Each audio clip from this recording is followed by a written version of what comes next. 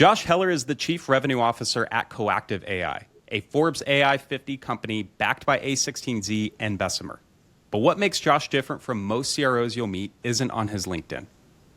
Before Coactive, he started his career in finance, earning his CFA, and says one of the best things that actually ever happened to him was getting laid off by Goldman Sachs. He then pivoted to tech sales, rode the Responsus rocket through the Oracle acquisition, spent 8 years at Imperity taking them from 0 to 80 million in revenue, joining when, as he puts it, the website just said the future of marketing, and the product was literally Google Sheets in the backend. Before that, here's what really caught my attention in our prep call. Josh is also the former president of Bats Improv in San Francisco, which has helped in every aspect of his career. And he said recently he made a decision about his mental health that he says has made him feel better than he ever has in his entire life. We're going to talk about all of it. The anxiety of being a CRO, the clarity that comes from unexpected places, and what it really takes to build something category defining. Josh, thank you so much for being here. Really excited to dive in. You told me in our prep call that you've never felt better in your entire life. For a CRO at a high-growth startup with 3 kids under 10, I've got 3 kids too, so I know how stressful that can be. That's not what most people would expect. What changed? Yeah, thanks, Anthony. And again, just so excited to be here. You know, I consider myself one of the luckiest people on the planet. I have a wonderful family. I get the luxury of working for an AI-backed startup in Silicon Valley, doing something that I love.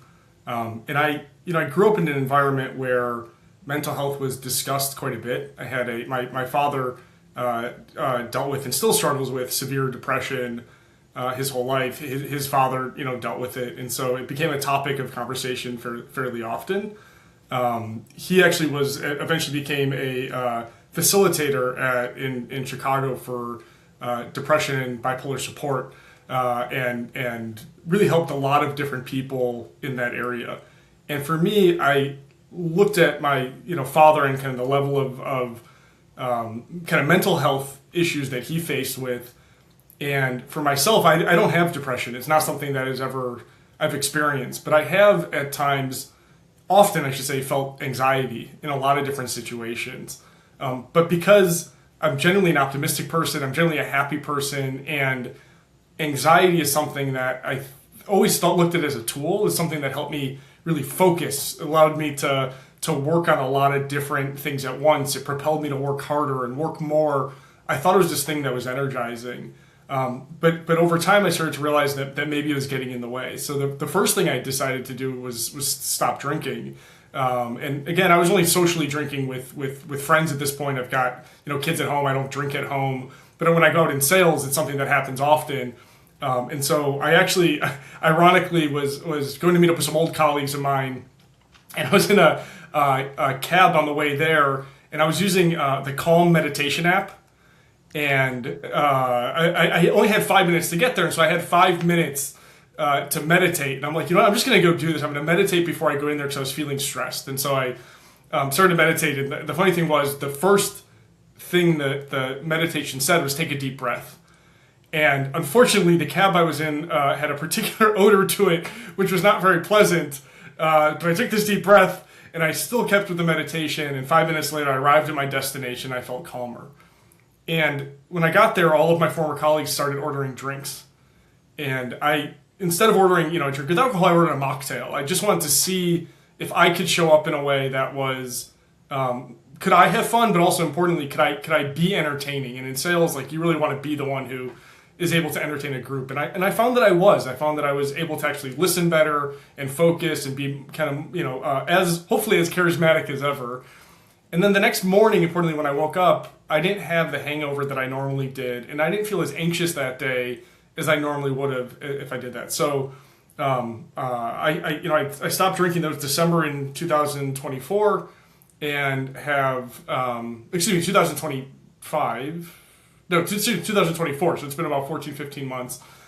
And then in November, another family member of mine who was trying to treat anxiety started taking Zoloft for that. And as kind of our process to help this family member with their mental health issues, I started exploring that for me and decided that I would try it. So I started taking Zoloft a couple months ago to deal with my mental health, and found that it's created a level of clarity and focus and kind of the freedom that I didn't realize was possible to now access these other tools that I've been kind of deploying to deal with my mental health as well.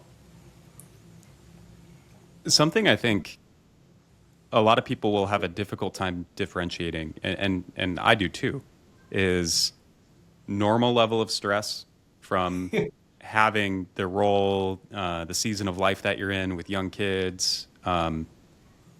How did you differentiate between, hey, this isn't just me wanting to do a good job, me having a sense of urgency, or me feeling like something is important, and where you started to become aware where, hey, these are actually limiting emotions I'm having, and this is actually holding me back from being the best version of myself.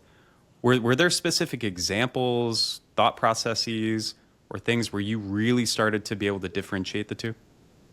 Yeah, I think it was a few things. One, when I would work, I'd have my endless to-do list and felt compelled to try to tackle as much of it as possible, even to, when you're kind of working and it's like, it's late at night, or it's things, and you realize you're not producing as quickly as you normally do, you're not thinking clearly.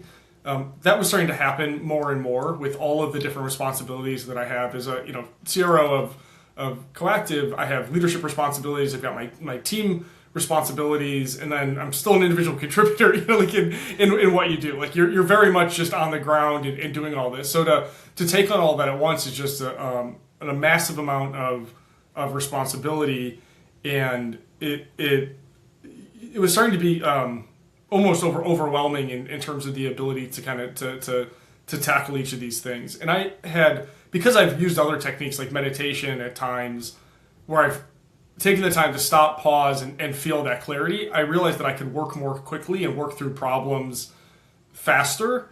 What the medicine has allowed me to do is have more of that more often, in just kind of my natural state. And so when I'm working now, I'm tackling the most priority important problems.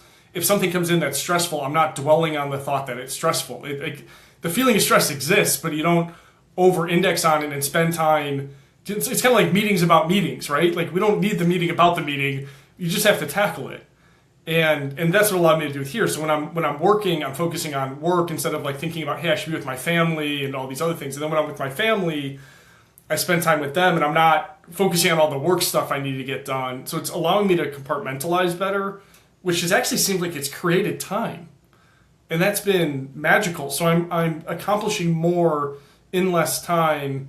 And that obviously gives this great feeling of success and accomplishment, which alleviates stress as well. So it's been this kind of wonderful virtuous cycle.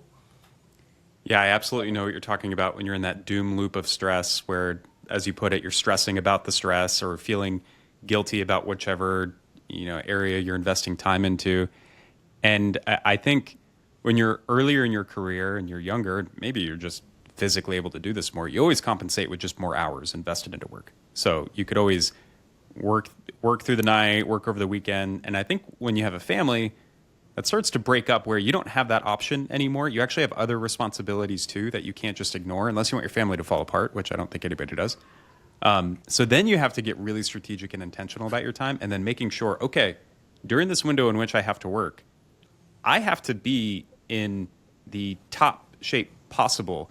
And I love that you bring up not drinking as well, because yes, maybe you were entertaining that night, and I think you can do it without the alcohol, but also the next day you need to get back in shape and back to battle. So if you start compensating on that night and then you have the hangover, it really, really reduces your ability to be effective. And I think it's really important to know, like, hey, you don't have to just put in more hours. You can get your mental and physical health in a good spot to be more productive during the work time. For sure. And if you fly out on a Monday, you go to New York on a Monday and you drink Tuesday, Wednesday, Thursday, and you fly back Friday and you get in at 10 or 11 o'clock at night, and then you want to show up for your wife who's been managing 3 kids on her own for an entire week, and your kids want to play with you early in the morning. It's if you've been drinking all week, it's a lot harder than if you have that mental clarity. where you can show up and be present for them. And then it's really fuel. I mean, my family energizes me. You can see, the things behind me. It's my family is everything to me. And so I want to be there and be as present for them as possible. And I felt I owed that back to my family, which again, you talk about removing friction. If I'm gone and I'm out having these fancy dinners and all this, I think a lot of people, I get advice from other, sales leaders. It often is men that say, well, make sure you don't tell your wife about the fancy dinners or don't tell about that, because they have stress and they have guilt, and you get to live a lifestyle that not everybody at home gets to live. For me, I don't want to have that stress. I want to be I'm out there to work and get my job done and then come back and be the best I can be at home as well. Anytime I'm traveling, my wife and kids have a term for it. They call it work vacations. So it's where I get to go on a vacation, but it just happens to be working. I've got Puerto Rico, Miami, and Cannes, set up for the next, couple of months. So you better believe that they think of it as work vacations as well. So 100%. Talk to me a little bit about your trajectory, starting off in finance, then moving into tech, moving into an SDR role, which I think is probably the hardest job on the planet. 100%. And then the rise to being a chief revenue officer. And I know a lot of people who listen to this podcast they're in sales, they're in RevOps, they're aspiring to be a CRO. That's kind of the pinnacle of the GTM career. What does it actually mean to be a CRO, and what weight do you carry in that role? Sure. I started my career in finance. The reason I did it was I was good at math and I liked money and I liked understanding. It just made sense. Ironically, I had taken a semester off in college sophomore year because I didn't know what I wanted to do. And I was thinking about all these different things. I ended up actually selling cashless ATMs, which might be a different story for another day. I would go door to door and trying to convince people that they needed to put in a machine. It was almost like at the time, it was almost like a Venmo, where you had a box, you swiped your credit card or your debit card, and money would transfer from one person to the other. You print out a little receipt, you give it to the cashier, and they would use that as if it was cash. And then you paid a little fee for it. It was kind of genius at the time. And so I did a bunch of different things trying sales, and I wasn't successful. And so I said, I better go get a degree, and went back to college to do that, where I entered the business school and said, okay, what is the thing I'm good at? And that's finance. So, graduated with a degree in finance and venture management, joined a financial rotation program. So I got to see, corporate accounting, cost accounting, audit, these different kind of elements within finance. And then convinced the program that they should send me to Palo Alto to join Siemens Venture Capital, where we invested both in startups as well as in venture capital funds. We had a fund-to-fund business on behalf of the Siemens Pension Trust. So I really liked it, but I kind of wanted to do something else, and I had a recruiter reached out and ended up moving over to wealth management, and was in that for a couple of years. And then Goldman Sachs reached out, and you sort of don't say no to Goldman. I figured it'd be good for the resume. It'd be good to try it out. And so I joined the wealth management team in San Francisco, which was one of the largest wealth management teams at Goldman, and got to work for some, very, very wealthy people. And we actually managed their money as well, plus, money of a lot of different people. They're very well-known folks that you can imagine that Goldman managed. So in that process, I was getting what's called a CFA. It's a chartered financial analyst. It's essentially a master's in finance. I was working all the time. I was studying for this, and I liked it, I didn't love it. And Goldman Sachs did the best thing they could have done for me, which was they laid me off, and it was a part of a massive restructuring that they had done. I was one of many people that lost their jobs, and it really did two things for me. One, it solidified my relationship with my wife, who actually wrote a list of the 100 reasons she loves me. This is when we were dating, and I thought this is someone who's really special. That she really cares about me even in the hardest of times. And then two, I was able to think about what were the things that I loved, and I thought about the experience of selling cashless ATMs. I thought about the experience of being a little kid who would show up at school with a peanut butter and jelly sandwich and come home with a watch and explain to my mom all the transactions I made in between to go from A to B. and or when I was at interviewing for the role at Siemens in the financial program, and the woman in HR asking me, "Are you sure you don't want to be in sales?" And I was like, "Well, no, finance is the thing I'm good at." And so I kind of put all that together, and I ironically was able to reach out to the same recruiter who recruited me into Goldman. She had left that company and was now recruiting for startups, and talked to her about what I could do. How do I get into sales? How do I get into technology? How do I kind of take advantage of the resource around me? And she connected me with an SDR leader, a guy named Andrew Riesenfeld, who's a fantastic SDR leader, and has since gone on to be a fantastic sales leader. And he had a background in finance. And so when he saw my resume, he was really interested in having that conversation because he thought we were good at research, we were good at analytics, and would he liked people that were a little more seasoned in their career for the role. So I stepped into the role and I loved it. I mean, it felt natural to be in that situation, but I was also able to use financial skills from a research perspective, from an ROI perspective, to talk to customers in a different way. And then I really leaned into it. So I was actually doing demos for my AEs, and I would learn the product, deeply enough that I could be in that situation. And then the other thing I did, I used to transcribe meeting notes verbatim for my AEs, and then I would go and I would summarize it at the end, and I'd send out the notes. And what that did was it created value for my AE who wanted me to be in meetings. I was Fireflies. I was Gong, right? Before, I was just going to say. Yeah. If only I had the wherewithal to realize that it was an actual idea and the value of what I was doing. But it was, hey, Josh has to be in the meeting because he's going to add value, whether it's from a demo or from this, he could be there. So with that, I was able to quickly advance and join the mid-market sales team within Responses. And I was, one of the comments I got from the people I was selling to, which I thought was the biggest compliment I could have had. I had a book of 75 accounts, and this company ThreadUp asked me if I had any other prospects or customers that I worked with. And I took that as such a sign of how responsive I was, how much I cared about their business, how much I leaned in with them.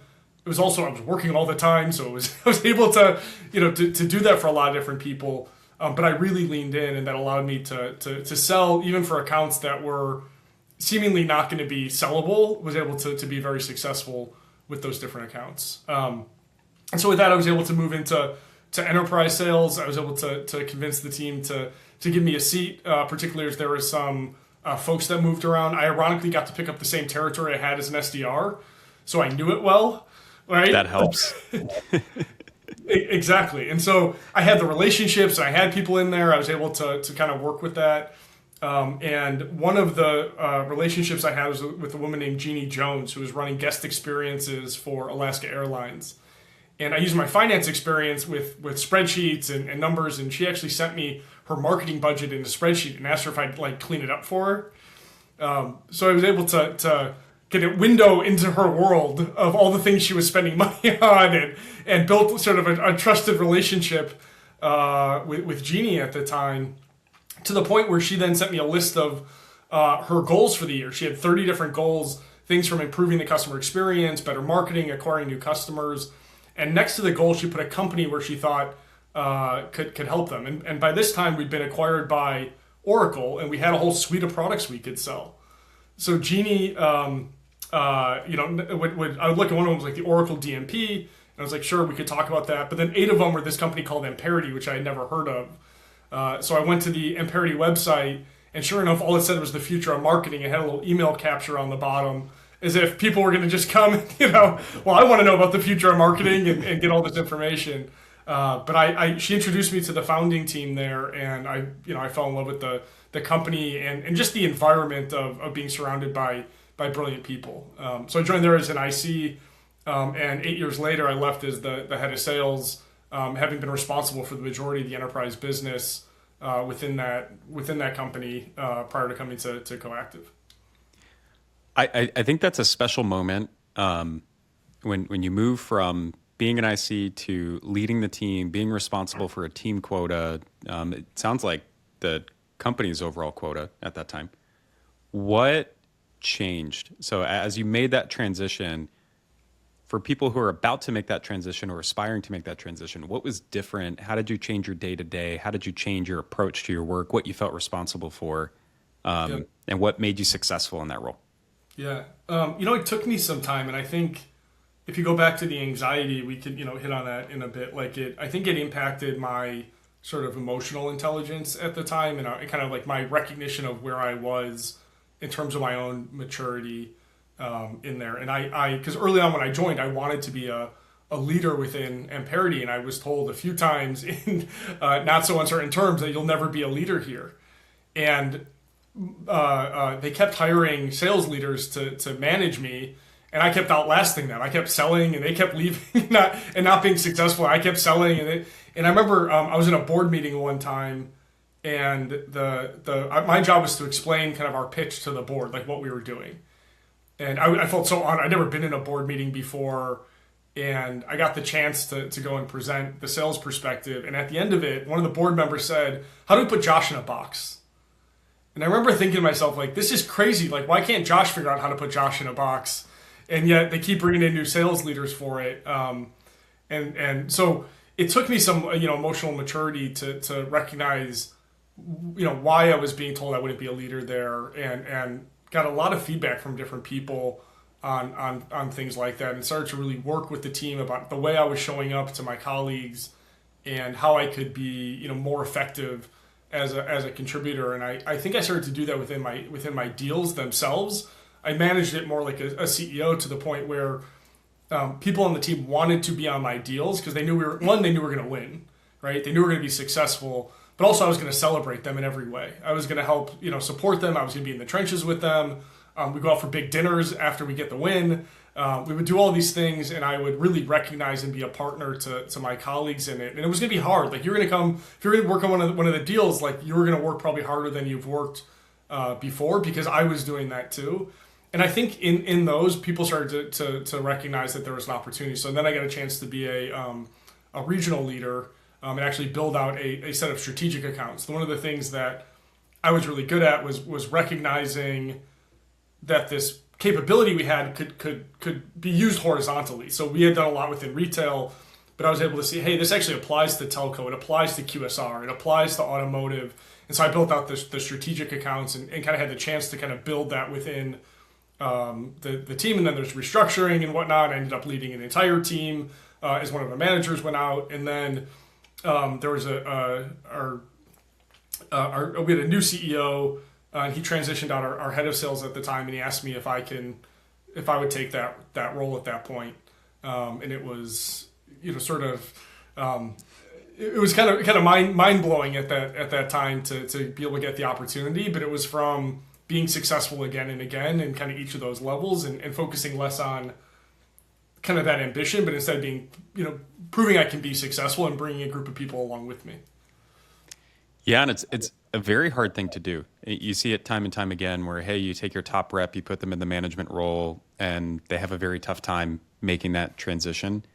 And at the same time, nobody's going to feel confident moving someone in that role unless they are a top rep, because I think a big part of being head of sales, being a CRO, like, you're there to win, and you're there to do what it takes to make it happen. So you have to have a breadth of skill sets that sometimes don't always go together. But I think your diversity of experience too probably played a big role in that, being able to take in finance, like a analytical mindset, thinking of, hey, this thing is a system, which of course here at Lean Scale, that's how we think of things as well. Like, yep. GTM Ops, the whole thing, we just think of it like a money factory, and how can we get the most throughput? Right. But I think your diversity of experience just really teed you up really well. And I think it's very hard for people to make that transition. Yeah, one of the things that I found, and this kind of goes back, we've talked about kind of improv and whatnot before, but is putting yourself in uncomfortable situations and the growth that comes from that. And I think a lot of people are afraid to do that. And I love it. I thrive on it. So the opportunity to take on a new challenge and feel like there's imposter syndrome. I mean, I feel that all the time. I've been at places at time in Coactive where I've told our leadership, or I've told my CEO, I'm not sure I'm the person for this. I'm not sure I can help and navigate us through these challenges. I don't feel that way currently. I feel with my mental health under control and all of these things that we're doing, I know that I can do it. And it's taken time to get there. But and I think that's the other part. It's time. It literally takes effort to put in and feel the lows so that you can recognize what they are and find where your weak spots are. And I think, related to that, you mentioned, I do have a breadth of experiences, which is true, but I also recognize that I have more gaps than I do capabilities. And so go-to-market operations, I wanted to hire somebody who loves go-to-market operations. Who, like, for me, I love being in front of customers and solving hard problems and motivating a team and kind of working and shaping an organization and a vision. I don't also have time to obsess about our go-to-market operations, even though I'm obsessed with the importance of go-to-market operations. So I brought in somebody who knows it, who lives it, who breathes it, and that's his passion. And then try to take blockers out of his way so he feels empowered to bring those systems into Coactive so that we can scale.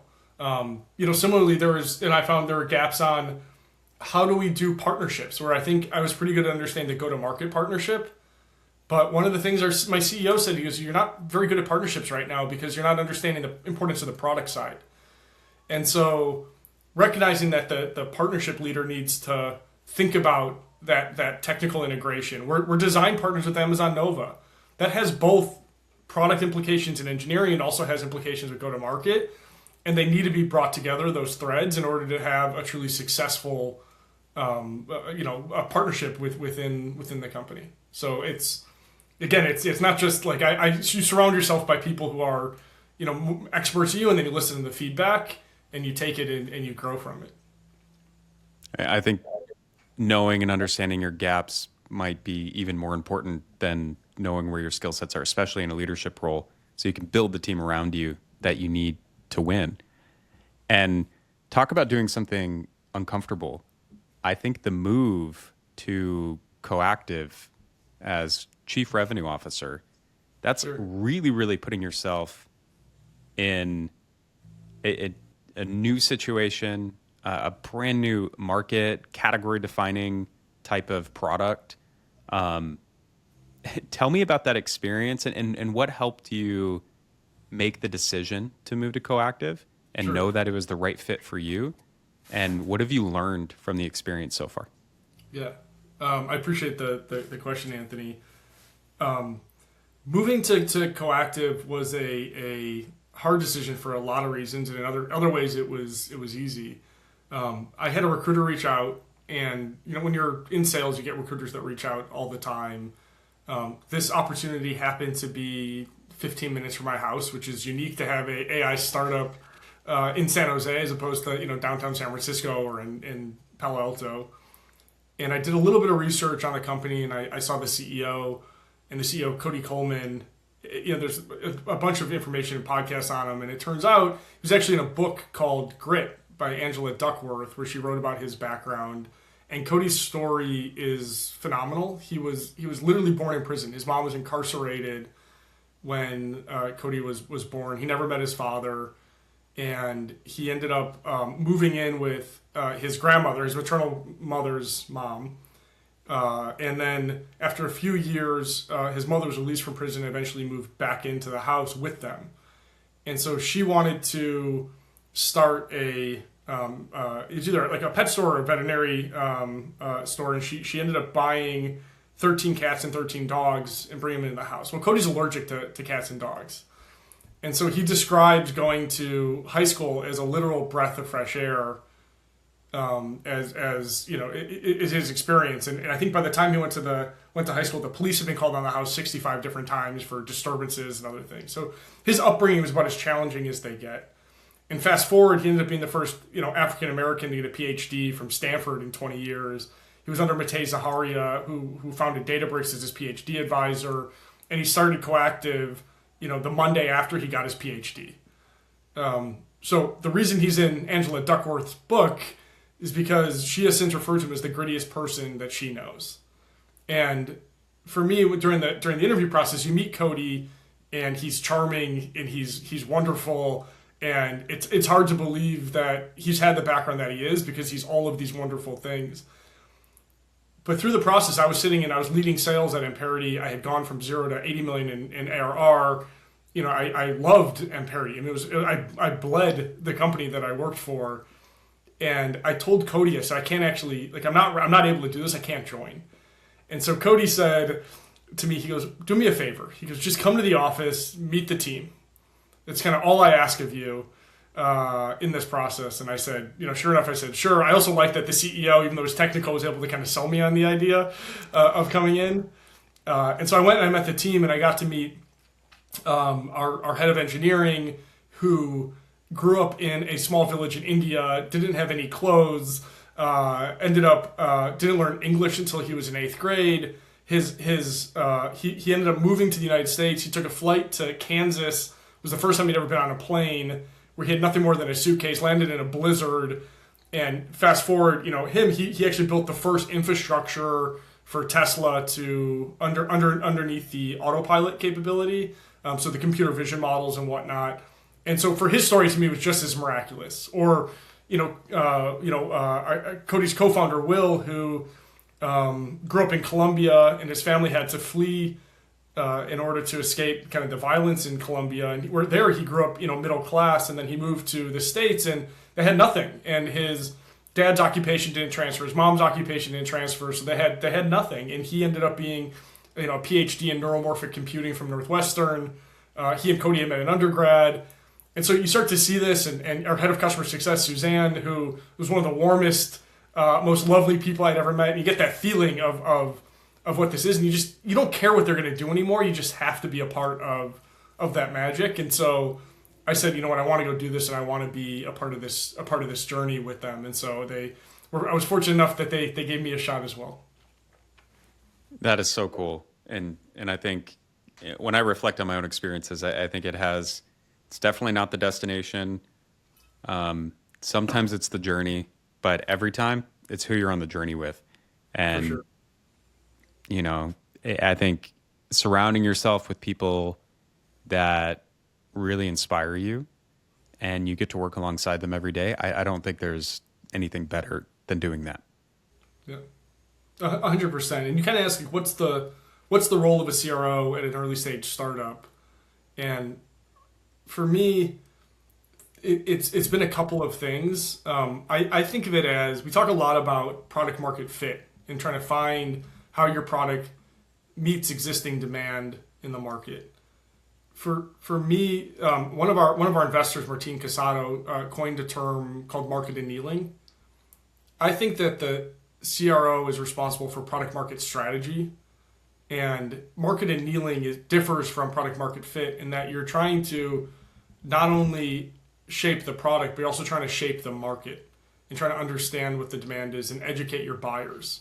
And so we've hit on a real problem in our space of content understanding. Like, anybody we talk to says, yes, I have that problem that you're trying to solve, but the how you solve it in the face of AI and is incredibly complex for most people, and they're not sure. And Cody and Will were some of the earliest minds in bringing big data and AI and these systems together. Cody actually founded something called DawnBench, which became MLPerf, which is the first machine learned benchmark for system performance.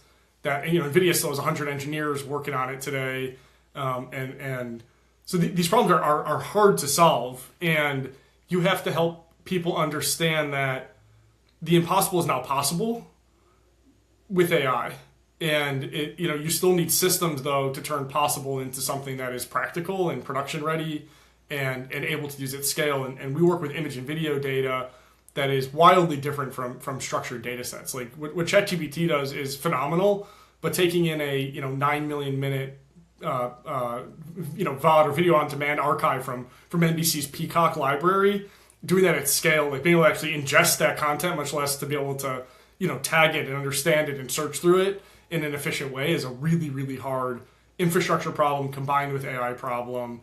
And then being able to make AI sort of usable in this sense. Like, there's just so many things that come together, but you have to go convince people that this thing is possible and that there's a better way. And then now, what are all the use cases you can go and do with it? So what I've really focused on is kind of helping to guide Coactive through this, our own market annealing journey, going from sort of multiple verticals with multiple offers into a focus in media and entertainment, into hey, we're a platform company, into we need this search for a killer app. And I say it almost as if I'm alone on that, but it's really working with the team to understand where we are. Like our head of product and engineering was very set on what our killer app should be. He had this whole idea for what we call Context Studio, and it came from him. It wasn't my idea, but being able to understand where those people are and navigating that and bringing that and making sure that we're all communicating and getting on the same page is something very much that I feel responsible for. And to the fact where when I joined, I stood up something called Pizza and Planning, and the goal is like, hey, every Monday, the leadership team's going to get in a room and we're going to have hard problems to solve, as opposed to a meeting with a set agenda or with set times. It's really about tackling problems, and we just go until we finish the set of things that we have to accomplish. We order some pizzas or whatever else we decide for the day, but the goal is to align go-to-market and product and engineering together, so that we're constantly in communication and sharing feedback and pushing one another. To me, I've worked with probably hundreds of CROs at this point. I think that's the biggest differentiator, is leaning in on that product side, leaning in on the engineering side, not just saying, hey, I own the quote, I own the number, give me all the things I need in order to go do it, but saying, hey, I actually need to bring that market feedback in, influence the product roadmap, influence how we're engineering something, and then bring that back to market. To me, that's always the biggest part where, individual contributor to head of sales, you need to start empowering through people. You need to start owning a team, inspiring people to win on their own.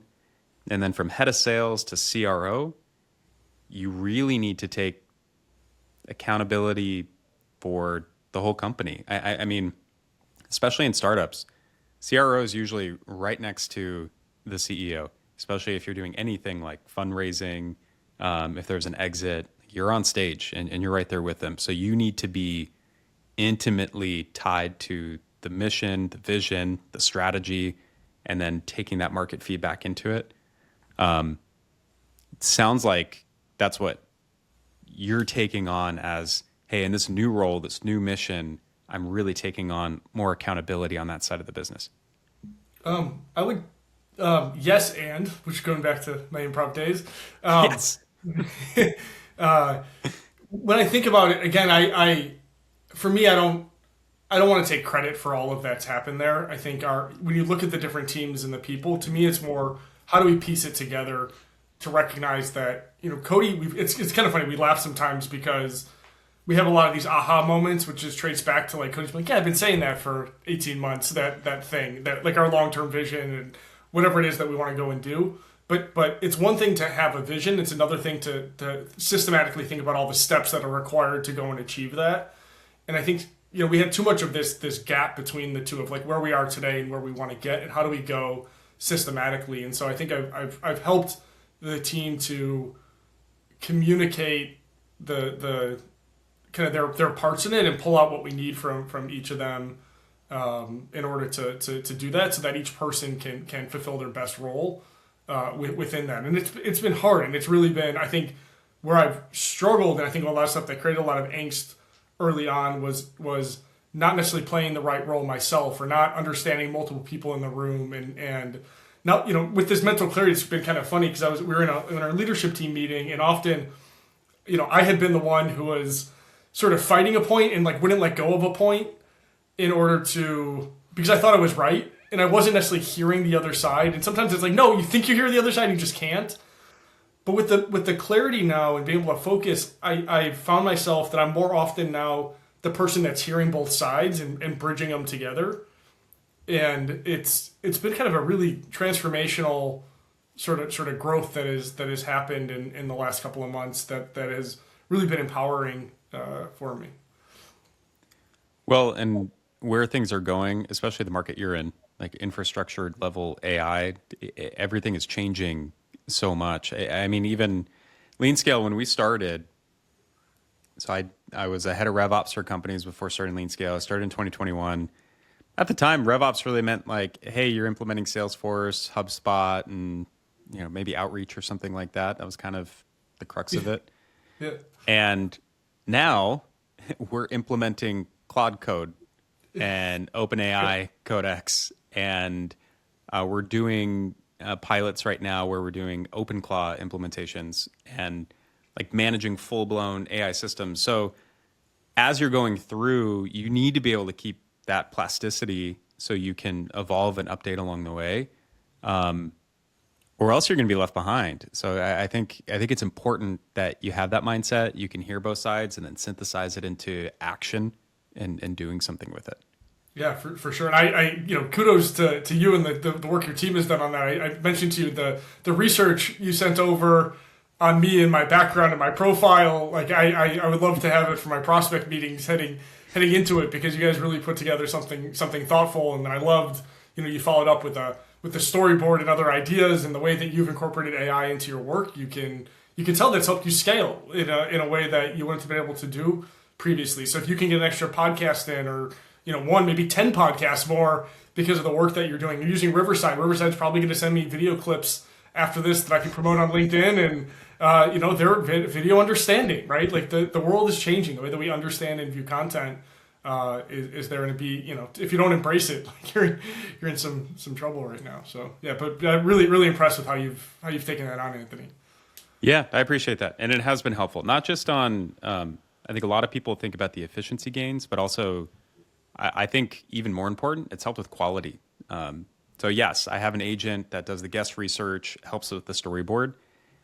And that process comes up with details about their background I never would have been able to investigate on my own, putting together some really thoughtful ways to guide the conversation that would be really difficult to do on your own too. So efficiency and quality.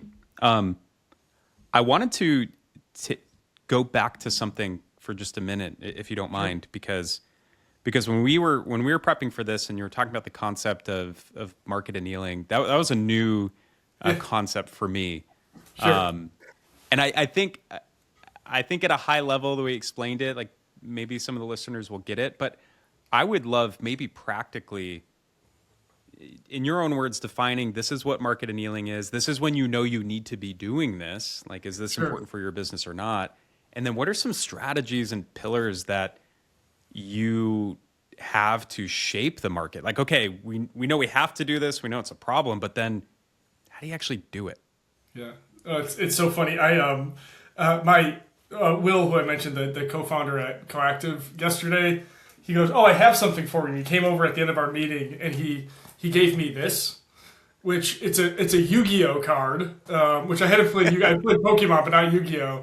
And it's Josh's kitchen analogy. So anytime you need a good analogy, it says like Josh will be there for you. So I feel like I failed in my role the first time they asked me about market annealing, because the way that I think about kind of the process that we were in is we built this platform company, and you can think of the platform almost as a kitchen where we're really great at preparing foods of all kind, right? We can take any type of image or video data and extract value from that, right? We can extract signal from it, turn it into structured data. The challenge is that our sales team, you can think of it as like waiters. We're out there talking to hungry people, and these hungry people want different things. Some people want spaghetti, and some people want sushi, and some people want steak, and some people want lobster, et cetera, et cetera. And we would go back to the kitchen, our chefs, the engineers, and ask them if they could make these different types of meals. And sure enough, they would say, yes, like we've got the best kitchen in the world. We can make any of those meals. And so we'd go and we try to, bring it back. But the thing is, with the spaghetti, they want garlic bread. And with steak, they want mashed potatoes. And with the hamburger, they want French fries. And even though that all sounds really similar, there's some differences in there. And so in order to like truly get value, for them to be, for the customer to be satiated, we weren't able to kind of fully hit that on each of those different buckets. And so what we decided is we got our leadership team together and we thought about what are we great at? And what are the things that are there? And we did double on the fact that, hey, we've got a world-class kitchen. And one of the things Satya, our head of engineering and head of product, said was, We need a killer application. Like if you take Databricks as an example, even though it's a great platform for streaming structured data and building analytics on top of it, it wasn't until they created notebooks that people could get instant value from it.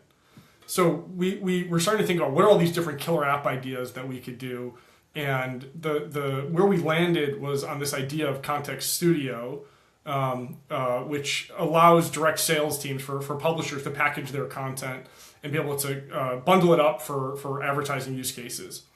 For me, that's our hamburger stand. So we said from a go-to-market perspective, instead of being waiters going out there, that we're going to be outbound, 100% focused on this idea and talking. So that means from sales and marketing and how we face the world, we're going to go there to prove the concept that you can build a restaurant on top of our kitchen, which is ultimately what we want people to do. And so we've set up this hamburger stand, and now what we're doing is we're looking for people who are hungry, but they want hamburgers. And so we're going to places where people, like from an event perspective, like where do people hang out that want hamburgers? And it's more easy to find them. And it turns back when we bring back the orders, it's okay if somebody wants a square hamburger and somebody wants it with lettuce or tomatoes, like whatever those things are, it makes it easier. And it turns out our kitchen's getting stronger as we do that. So it's going to be more likely we can go stand up the next restaurant. But our chefs are really focused, and we're delivering, and our customers, are able to get this thing. And it's been this really, really transformational process as a company. It's taken a lot of friction out. So you think about, again, the organizational clarity that it's created around how we qualify opportunities, how we preserve, our time, which is really the thing that's most important to us, has gotten significantly better because we're out there selling hamburgers. And now if somebody wants to buy hamburgers, that's great. We can build the greatest hamburger chain that's ever lived, and we can get value. Or, we can start to stand up these other restaurants, on top, or teach our customers how to stand up their own. And it's been really kind of eye-opening for us as a business for kind of the approach that we take here. Is this mainly a defining your ICP and shifting your solution for that ICP a little bit, or is there something deeper going on with this whole process? Yeah, to me, I think it's a little bit more. We're in what we're doing. We're educating our customers. We still work with a lot of product teams that want to build their own application, and so we're showing them how easy it is to build this application. So it's a demonstration of what we do when you think about the long-term vision. If we're a platform where people can build, for product and data teams to create intelligent apps on top of their unstructured content, to be able to show, kind of prove the art of the possible so we integrate with third-party apps and people see some value and they get that. But being able to highlight that how easy it was, like we're going to go from concept to application in something like 6 or 8 weeks.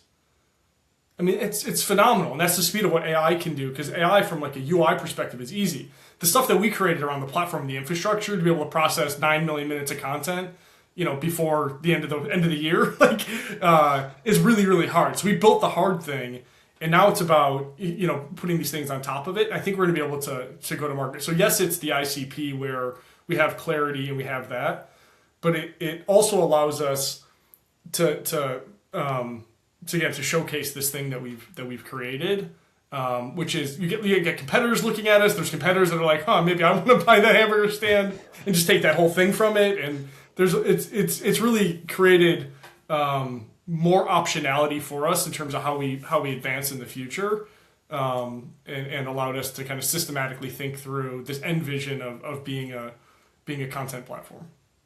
That makes sense. So it not just the ICP part, but I think the big difference is inspiring the art of the possible, as you put it, because I think that can bridge the biggest gap. I don't know if you've seen OpenAI's like mass market commercials. They had some during the Super Bowl. I think their latest one shows somebody building a workout plan. And obviously, you don't use ChatGPT just for a workout plan, but that might inspire somebody to say, oh, didn't realize I could do that. That's an interesting use case. Now I'll use it for all these other things too. Exactly. I think, and when you're building something so infrastructural and like you are, then I think that makes a ton of sense to be able to show, hey, here's some inspiration for what you can build if you work with our technology. Right. And part of it, what's been great about this process is it's also we rethink the commercial models. We've had some friction where, if you look at the hyperscalers, if we're building the infrastructure here, is it competitive to them? But if we make that more of a pass-through cost and then focus on usage-based or value-based, our customers get excited because they can come in at a lower kind of cost point. They can get value immediately. And then we're no longer sort of taking margin from, or potential margin from the hyperscalers. It's really a true partnership. So we're design partners with Amazon Nova. If you want to use Amazon Nova, we want it to be the same price whether you use us or you use AWS directly for it. And so that removes some friction in that process as well. And instead, like where we should charge is the value you get on top of it, right? And so that's where we've kind of focused that, and it's been really, really helpful. So I think one of the things, like having the commercial model to map to what you're trying to accomplish, that long-term vision has been a really key point. And again, I can't take credit for that. It's been through other people on the team have suggested those ideas, and it's doubling down on it and recognizing and then going out and testing it and validating it in the market has been really game changing. Well, there's a lot of annealing to be done in the market right now, and I'm definitely taking this back to my team as we move into, Lean Scale is very well known for GTM ops, but as we move into more the AI ops for companies that are scaling quickly, sure. A lot of people don't know what that means. So I think we have a lot of that work to do on our own as well, and I appreciate you sharing the framework for it. Yeah, thank you, Anthony. I'm sure you guys are going to be wildly successful in your pivot as well. I hope so. Josh, this has been really great. I really appreciate you sharing everything. One, you've had a phenomenal career arc, just such a diverse background, taking chances every step of the way. Even if you had some doubts, just stepping in and leaning in anyway. And I also really appreciate you sharing all of the personal side of the story, because I think that's something a lot of people have a tough time opening up about, but it's so important to the role that you have as a husband, as a father, as a leader in the organization that you're in right now. There's a lot of responsibility when you're in that position in life. And I appreciate you sharing all of the ways in which you've helped get yourself in the best state possible to be your best for others. Josh, again, I just appreciate it and thank you for taking all the time, and just want to kick it to you if there's anything you want to leave the listeners with before we close up. Yeah, thanks, Anthony. I'd be remiss if I didn't plug Transparency Sale by my buddy Todd Capone in his thing. So my view on being forward and transparent is really important to me in terms of the way that we communicate, including with things like mental health. And it's interesting how often, like now, if I tell somebody, hey, that I'm feeling well, and they ask why, and I explain kind of the journey I'm on, every single person I talk to relates to it. Every single person has some version of mental health that they're either struggling with or have just overcome or whatever it is. And even though it's a taboo subject, everybody can talk about it in a really easy way. So hopefully it becomes less taboo. But I guess if I had to leave on anything, I would say to me, there's a lot of parallels between kind of your individual clarity in how you think and how the organization operates. And if you can help your teams to remove sort of any barriers that are stopping them from thinking clearly on their day-to-day, I think has tremendous benefit. I like to think of it as, like, a lot of people talk about technical debt, but the reality is you can build partner debt and customer debt and employee debt sort of just the same by taking on too many things at the same time and not fulfilling those promises. So if you can, restructure and help both the individuals and the organization to pare down the number of things that they're focused on so that they can gain clarity, the whole system will operate better. And then you can layer in other things as you're kind of mentally prepared or organizationally prepared to take on those new challenges. I think in a world where we're filled with unlimited possibilities, unlimited information, the biggest competitive advantage you could have is clarity. And I think you've given us a lot of practical ways to achieve that. Josh, thank you so much. I appreciate you for being here. And I can't wait to follow your career and see what you do next. Okay. Thanks, Anthony. And likewise, on your journey to the AI ops, I think I'll be quickly following and learning from you as well. So thank you so much for the time today. Of course.